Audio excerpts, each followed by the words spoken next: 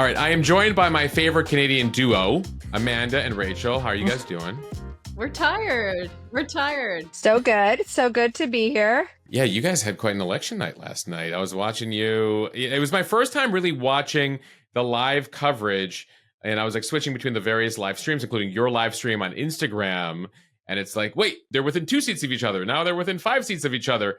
It's a remarkable thing. You know, we have the state by state thing going on in the U.S. on election night. And you guys it's a whole different situation. It totally is. And it Same was level like of that. drama, but like, It was like a roller coaster last night. And, you know, what's interesting about Canada is that, and you'll appreciate this in the States as well, is that you can kind of watch the color wave as it washes across the country.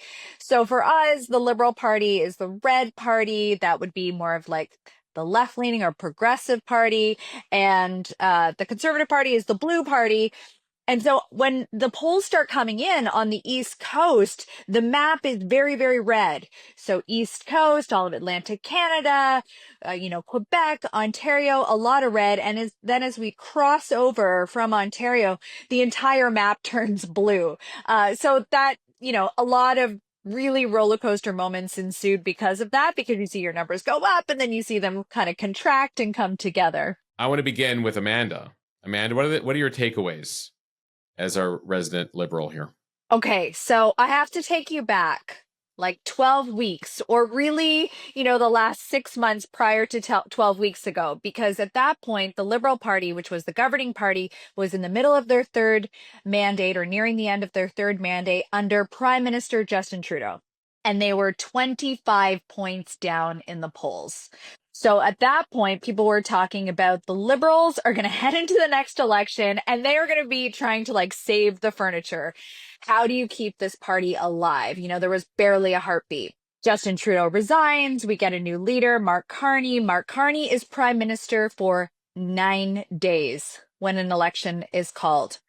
And the party's fortunes totally reversed. So against really all odds, but under a set of very important circumstances, which I'm sure we'll talk about because a lot of it has to do with your country, with Trump, the Liberal Party turned the polls around, went from this 25-point deficit and was able to pull off a fourth mandate, currently a minority government, 3 seats shy of a majority. Yeah, to translate that, you guys have a plurality of seats in Parliament, but not enough for an outright majority, which means as you seek to do things, the Prime Minister seeks to do things, moving forward, he's going to need a little love and support from members of other parties. Parties, plural Americans, because in Canada, they actually have had, I should say, very robust third parties. That was one of the more interesting trend lines coming out of last night, was just how third parties did not fare well. You guys sort of did your best impression of a two-party system last night. Yeah. And then this morning, I think we're all waking up and seeing that. And at one point, we were looking at the potential of the two leading parties being almost at parity, which would have put us pretty close to the way the U.S. works with those two main parties. We don't recommend it. Yeah, we were getting a little bit nervous about that up here. But I think for me, and it's something I talked about a lot on election night on our live, was that the narrative of the night for me was the NDP, who were in the third party position going into this new election. Democratic Party. The new Democratic. And where do they fall on the sort of... They are left leaning.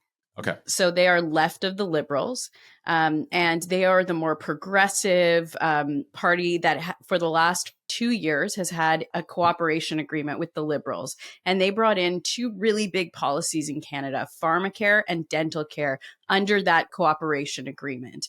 And so they went into this election with these big policy wins that they could have been running on under their leader, Jagmeet Singh, who became never really picked up any steam over the last couple of years since he became leader. But during this campaign, just diminished completely as a leader, as having relevance in this campaign. He tried on the debate stage to really show that he was like bullying the other leaders one night. They tried different strategies. Nothing seemed to stick. And this is a party that in 2011 was the official opposition of Canada. So they had the second most seats in our parliament.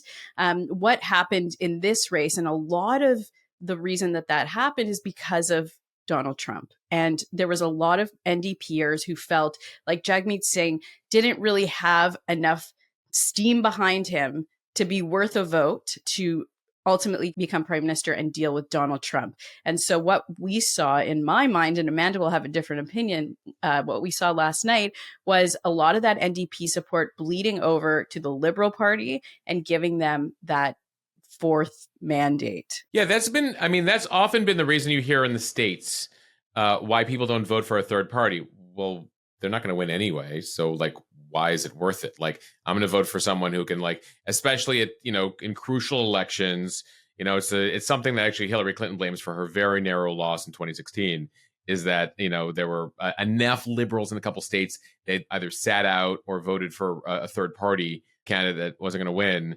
That meant that Donald Trump became president the first time. I'm curious, Amanda, as to your perspective on that. Yeah, I agree with a lot of that. It was also a protest vote against Pierre Poilievre, who is the leader of the Conservative Party. The NDP did not want to see him form government for the last 2 years. It looked very likely that he would form the next government. And for them, he was way too far right. And our far right is not your far right. But no, you're far. Like, I should mention Poilievre's views. I mean, just give it like fall somewhere between Mitt Romney and Hillary Clinton. Mm-hmm. Okay, like a bygone era of Republicans. And even then, I would put probably Mitt Romney and John McCain at like the right of your politics in Canada. Definitely. But the thing that Poilievre did, though, was that he adopted, especially in the last 12 months, a very Trump-like style of communication. So populist rhetoric, a lot of Canada everything first is broken, and a lot of sloganizing. And I think the NDP in particular saw that as a huge red flag, especially as we watched everything that was happening south of the border. So it's true that they were concerned about Trump and Trump's influence on Canada vis-a-vis the trade war and his comments about the 51st state, but they were going to vote strategically to make sure that Poilievre didn't win that seat. And they did that. Yeah, a tough night for Poilievre. Were you guys surprised that he lost even his own? Like, yes. He's no longer a member Absolutely. of parliament, right? Yeah, we said on our podcast that there was no way he was going to lose that seat. And now, because he's lost that seat, he actually can't sit in the House of Commons be recognized as the leader of the opposition, which is an official title in Canada. You guys don't have one. I guess it would be something like vice president if you were from the opposing party. But you get a budget, you get a staff, you get a house, Stornoway, that he is currently living in, that he now has to leave because he's not the leader of the official opposition. It's a big mess for the Conservatives because they will now have to find somebody to take on that role in the House for the next little while until something can happen. And what could that be? Either a by-election, which is probably what's going to happen. But where does he run in a by-election? You have to remember, by-elections cost money to taxpayers and are not always favored by the electorate. And sometimes it's like sort of like midterm elections, but you guys can call them at any time. You can call them at any time. So if there's a death of a member of parliament, if somebody resigns, takes special, we call them special elections here. Yeah, special election. Exactly. So then today the narrative has been, where could that by-election take place? Is there someone within Poilievre's own caucus that has a seat that is safe enough that if he called the by-election, he would win it? Because sometimes we see protest votes where people get out and actually vote against. So you have this by-election, then they don't win again. And that support is very centered in Alberta, Saskatchewan, on the prairies, the Conservative support. So we're all watching those ridings to see if anyone's willing to give him the seat. All right, but let's go to the main thing. Amanda, you set us up nicely. 12 weeks ago, we actually did a podcast. It was right around like New Year's. And we were like, it was days out. We would find out days later that Trudeau would resign. Liberals were in a pile of bad stuff. It was not going to go, like, things were not going to go well for you guys. And the question was just, how significant was the Conservative victory? And when is Poilievre going to be the next Prime Minister of Canada? That is not what happened. Mark Carney is not the Prime Minister. He's been elected. And one of the larger reasons, maybe the biggest reason, is Donald J. Trump. So explain... I'll throw it out to either of you. Going back to him becoming president on January. Well, actually, it probably goes further back. It goes to probably Mar-a-Lago.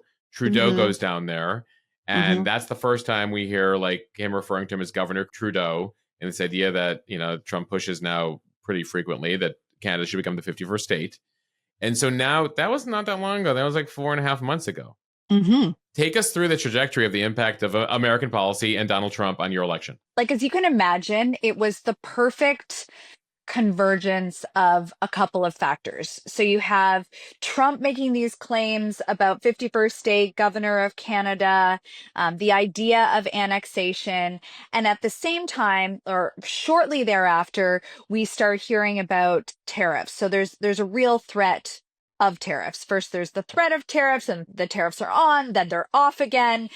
So, Canadians are in a tailspin, worried about what's coming down the pipe. At that exact moment, Trudeau leaves his position, Carney is elected, and it becomes the single biggest issue facing Canadians. So for the last 2 years, what has been the biggest issue? Cost of living. Still an important issue. We still go into this election with it being one of the top issues, but suddenly we have a second top issue. And for whatever reason, Poilievre and the Conservatives don't attach themselves to this particular issue. And so Carney sweeps in and is able to, I think, attract a lot of attention around him being best positioned to guide Canada through an inevitable trade war, how Canada will show up on the world stage. It becomes more of we start looking at the country really, domestically, and we start looking at it more globally. And I think that shift and how Canadians became fearful, there was a real anxiety. There still is a very real anxiety about the effect of the tariffs on the Canadian economy, but also this ongoing rhetoric that Trump keeps delivering, like the gift that keeps on giving, around the 51st state drove a lot of Canadians to the poll, and Liberals never came off that message. For 38 days of an election, it is what they talked about. Trump appeared in every message that Carney put forward. And so that consistency and that through line really mattered at the polls yesterday. Yeah, no, it's interesting you bring that up, that Poilievre was running there sort of like he was still running against Trudeau. He was trying to make Carney's Trudeau and not acknowledging that there's a new crisis on our hands, but he was hitting on the issues that had sort of gotten him there, at least until January, which was cost of living and some of the issues that were not polling well for Liberals, but were polling well for Conservatives. Rachel, how do you explain Poilievre, what happened there, and also the reaction Conservatives in Canada have had to Trump's rhetoric and the impact it had on the party? Well, I will say this. There's two reasons why I think that the Conservative campaign went the way it did, and it decided not to engage. They did talk about Trump. Like, this isn't to say that he was just wandering around the country ignoring this giant threat. He had a plan for dealing with Donald Trump. It was part of the platform. He did talk about it. But I think number one, you want to juxtapose your leader. And when Carney came into this, and you have to remember, Carney's the one that called this election 9 days into being prime minister. We weren't slated to have this election until October of this year. And this is one of the unique things about your system there in Canada, is that the prime minister can just call for an election. Yes, exactly. And so he asked the governor general to dissolve parliament. This was in his best interest. He was an unknown. He was polling high. There was no reason to have this election other than the ballot question that Carney was trying to frame about Trump going hand in hand with his popularity in the polls. And so we went into this campaign with Carney saying, who's the best to deal with Trump? Now, two things. You want to, like I said, juxtapose your leader. So Poilievre had to come up with another line, another way of presenting himself and his plan. And number two, Poilievre had a much finer line to walk because of where he sits on the political spectrum. One of the things that the Liberals had done, even under Justin Trudeau for the last year, is try and say that Pierre Poilievre was aligned to Donald Trump. I mean, we've all agreed in the last 20 minutes that he is not aligned to Donald Trump politically. And yet the Liberals were using that and pushing that and scaring Canadians and saying he was anti-abortion, anti-choice. In reality, that was not true. I mean, he blatantly addressed those social issues towards the end of the campaign, but it was a fine line in the beginning. He had to decide how he could differentiate himself from Carney while at the same time differentiating himself from Trump. And so I think ultimately where they landed was those issues, affordability. I mean, you have to really understand what life is like for a lot of Canadians after 10 years of having a Liberal government. Our food bank numbers are the highest we've ever seen. Homelessness, crime is up. We had a horrific incident in British Columbia a couple of days ago where multiple people were killed at a street festival. I think in Vancouver. Like a block from my house, actually. And so these are issues that, are very important to people's everyday lives. That's what drives people out to vote, is the need for change, to have a better life. And I think that's what the Conservative strategy was going into this election, is that the Donald Trump question would kind of die down. Perhaps it didn't.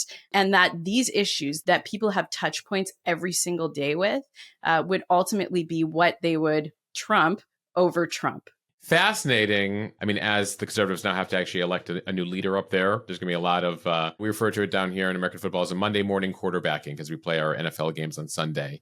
So it's like Monday morning, we're like, okay, what went wrong with our offense? What went wrong with our defense? Love that. I think that unless you've been, I worked at Bloomberg TV for a while. So I think I was there when Carney was the central bank governor of England. Yeah. And he's also obviously been the central bank governor of Canada. So very steeped in economics. But unless you're in economics and business, you probably haven't heard of Mark Carney before. Not a lifelong politician. Never held elected office, right? Until this? Nope. Give us a sense. Who is Mark Carney? Who is the new Prime Minister of Canada? I think he's the things that you said. I mean, I think that he's presented himself to Canadians as somebody who has a really deep resume. Certainly the way that the party positioned his leadership was that he was well qualified to deal with some of the current issues or the crises facing Canada because of the experience he's had in the private sector, because of the experience he's had being the governor of the Bank of Canada and the Bank of England. So I think he's that person. He's also a family person. He has children. He went to Harvard. He has a lot of gravitas that he brings. And this became a point of contrast as well, because in reverse, Polyev is a career politician. He hasn't held a job outside of, working as a politician. He became a politician in his 20s. Spent almost 2 decades in that role, won 7 consecutive elections. And I think Canadians really looked at, okay, we're facing unprecedented times. There is so much at stake right now. Who's going to be the best at the negotiating table? Who can take their real world experience and translate that into what we have to deal with Trump? That, I think, became one of the ballot box questions for Canadians yesterday. I watched part of Carney's speech. We played a bit for our audience, talking about realizing that what has existed for the last century in terms of the U.S. Canada relationship is no longer. We need to get over the shock of it and start to look to Asia and look to Mexico and look to the Europeans and look, all around. What is our sense of the Carney strategy for dealing with President Trump, dealing with the tariffs, the trade war, and the drumbeat of 51st state? Well, Carney spoke on the phone with Donald Trump today. And according to the readout from that conversation, everything went well. They talked about being sovereign nations in our own right.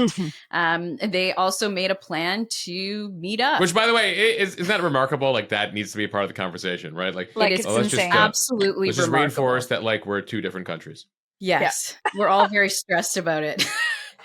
But I think Mark Carney, now that he's been given this mandate from Canadians, can go on and really explore, other trading partners, other markets that Canada honestly has been so bad at doing for so long. And there's a big narrative up here that we have been way too dependent on the US. We love all of you.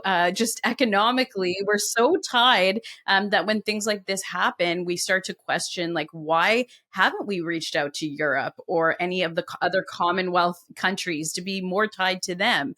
Interestingly, Mark Carney, when he was elected Liberal leader and then the next day became the prime minister, in his 9 days in office as prime minister before this election, his only trip was to Europe. To meet with leaders of European countries. And that was really a signal of his global sense. He really has contacts, strong contacts in the European market. And I think it's going to be really interesting to see how those contacts, we saw Macron today talking about how excited he is to have Mark Carney in there, and how that becomes an economic opportunity for Canada. The other interesting thing economically that that we're watching is the resource sector and whether or not he will be able to develop our resources so that we are less dependent on the United States, because that's a big problem. Our gas goes to the US before it comes back to be refined, to come back to Canada. And that ultimately, if this doesn't go well for us, is not a good place to be. So I think there's both global trade issues that Mark Carney's going to have to deal with, but also how we just get off that reliance on the US market. It's been interesting listening to our Canadian audience send us notes like, hey, my family's not going on vacation to the US this year. Yep. Like, we're not and then there's people who live sort of on the border, British Columbia and Washington State, where like we used to head to that grocery store across the border. We love America, Americans, but like, we're not giving you our business right now. Yep. To what extent has the relationship been, I don't want to say permanently altered, but for the long term altered here? And what is the feeling right now in Canada about the US?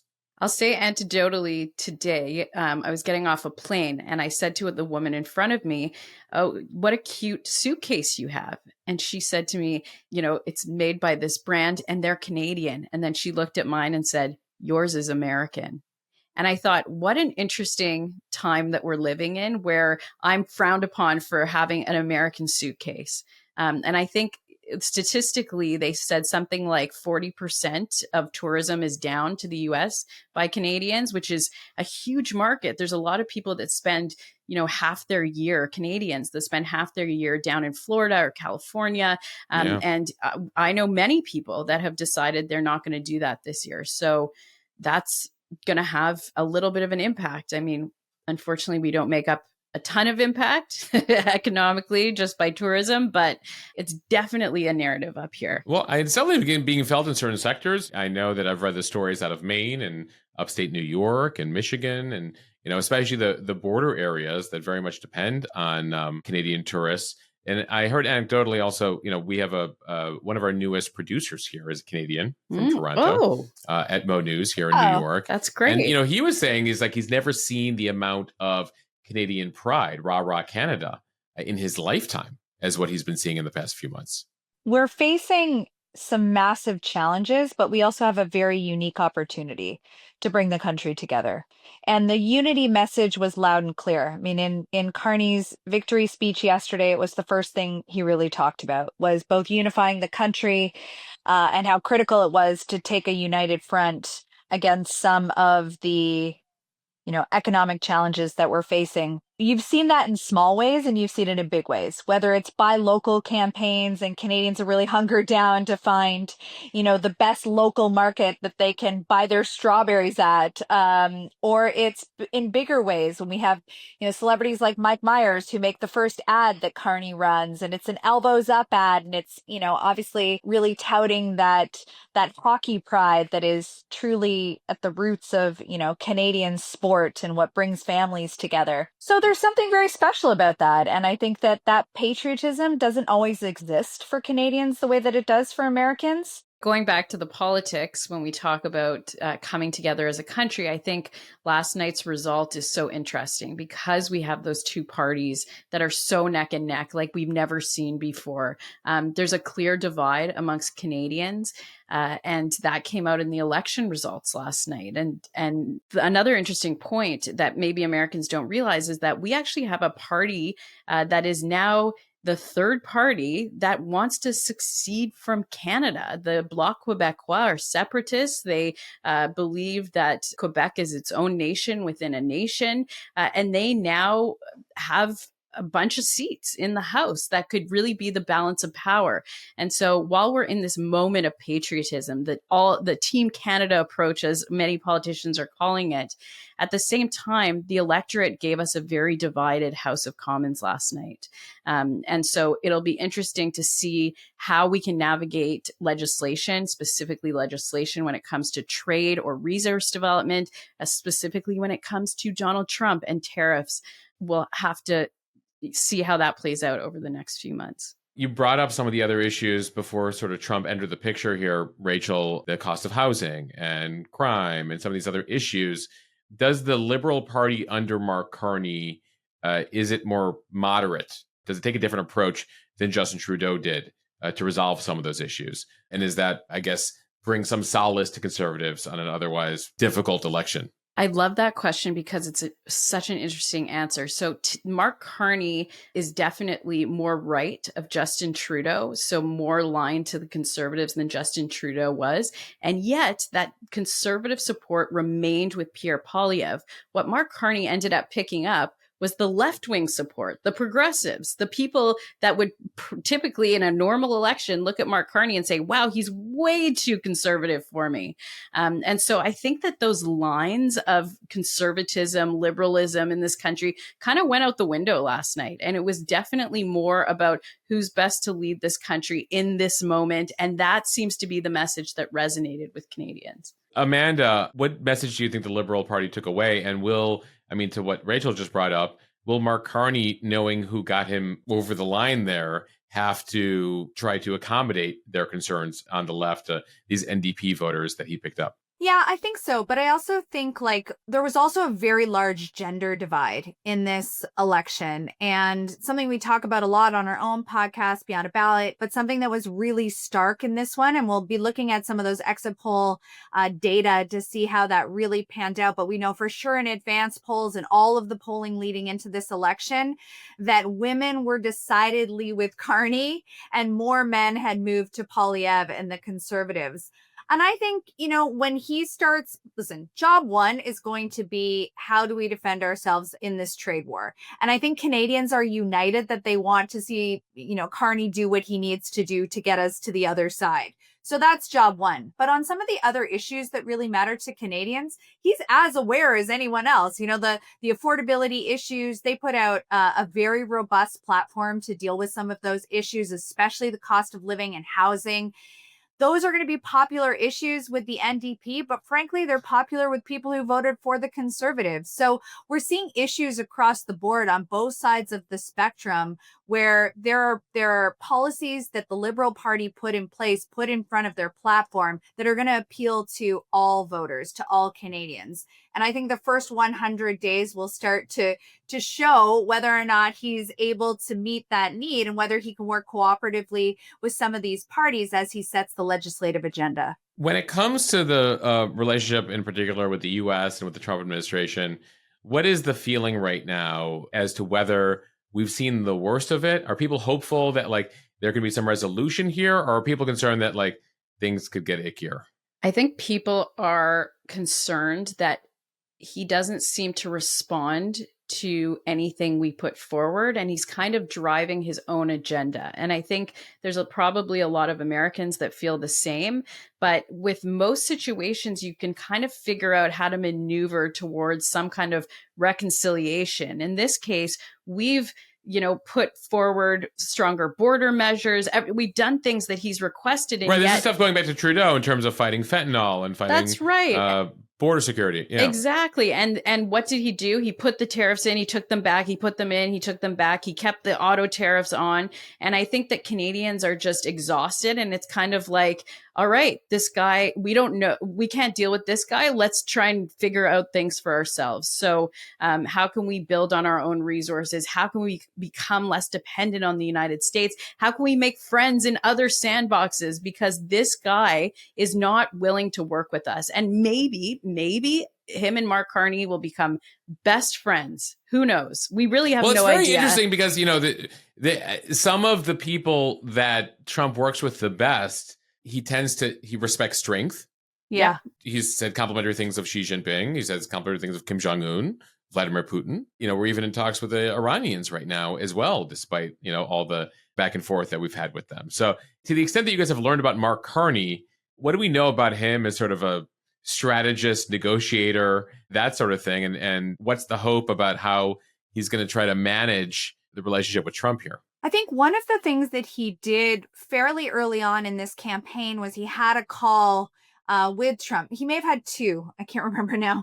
And when he talked about where they left things, it had, I think, a calming effect on some of Canadians' fears and anxieties at that point, which was, we had a productive call. We need to be looking ahead to the shared agreement, to renegotiating that agreement. I need a mandate from the electorate to be able to do that, ideally a strong mandate. And I think Canadians writ large, and we don't know because he's an untested quantity, right? He's never been elected in Canada. But I think that they believe that a combination of both his credentials, his resume, combined with how he first approached Trump and how he talked about it over 38 days, feels like he has some combination of what Canadians feel is both reliable and trustworthy. And I think when you pair that also with something Rachael said, it's like instantly he brought the premiers together, started talking about what our retaliatory tariffs could look like, started talking about breaking down our interprovincial barriers, which were preventing us from trading even among our own provinces, and reached out instantly, as Rachael mentioned, to Europe. And that signaled to Canadians that we're going to diversify our market strategy, our trade strategy. We're going to deal with Trump the best we can, but he's an unpredictable quantity. So we're not going to put all our eggs in that basket. We're going to be looking to, take the resources, the minerals that are ours, and we're going to get them to other markets the best way that we can. And I think Canadians believe that he will do a good job at getting that done. Final question here, Rachael, Conservatives. It was interesting watching Republicans lose to Obama in 2008, lose to Obama in 2012. And they had like a serious conversation about like, well, what are we as a party? And there was a feeling within the party that they had to go more moderate. They had to appeal to Latinos, appeal to minorities. And who comes out of the gate in 2016 but Donald J. Trump, right? Who has now won 2 of the last 3 elections. He's the first Republican going back to Bush 20 years ago to win the popular vote here in 2024 as a Republican. And I'm curious, as to Conservatives in Canada, you've faced multiple losses now. What is the sense? Like, is there a MAGA-esque move to the right? Is there a more moderate move? How are Conservatives? I know it's still, we're still fresh here talking. It's not even been 24 hours since the results. Where does the party go next? And where do the hardcore Conservative voters in Canada, where do they want the party to go? So I don't want your listeners to be disillusioned that the Conservatives lost this election. When we talk about December and when Prime Minister Trudeau was 20 points behind Pierre Poilievre was sitting at about 40% support. The polls going into Election Day yesterday had Poilievre at 39%. And so that support came out. That's why I think ultimately we saw this minority government situation. And it's not, I think in my mind, it's not fair to say that conservatism needs to readjust, because the outcome of this election actually shows that they have picked up a lot of support. This is one of the best campaigns the Conservatives have ever had. And we all, as conservative commentators in this country, the night before election night, were saying, if we went into another normal campaign with this much support, we'd be flying. We'd be so excited. And the other thing is there is another party. We have so many parties up here, but there was another party that was created by a guy named Maxime Bernier a few years ago. He's a former Conservative cabinet minister who had to resign for a scandal up here. And he created a party called the People's Party of Canada. That cut out a lot of that MAGA right-wing group of people from the Conservative Party of Canada. And the Conservatives in the last couple of elections have been very aware of that fact, that part of their base of support has actually gone to a different party. Last night, the PPC, the People's Party, got no support. There's a lot of talk that they are done for good. And so I think that gives the Conservatives a little bit of breathing room to now move more to that center, to engage more on the emotional heart of conservatives in this country, as opposed to chasing that right-wing arm of the party as strongly as they have in the last couple of campaigns. Do you have a celebrity real estate developer that's like well-known that might run for Prime Minister? Because would that worked out for the Republican Party here? Yeah. Well, I'm going to think on that one. I'll let you know. You'll be the first donation to the campaign, I'm sure. Yeah. Check the reality show hosts that you guys have available to you. Well, Alex Trebek was a Canadian game show host. He would have been good. May he rest in peace. He would have been great.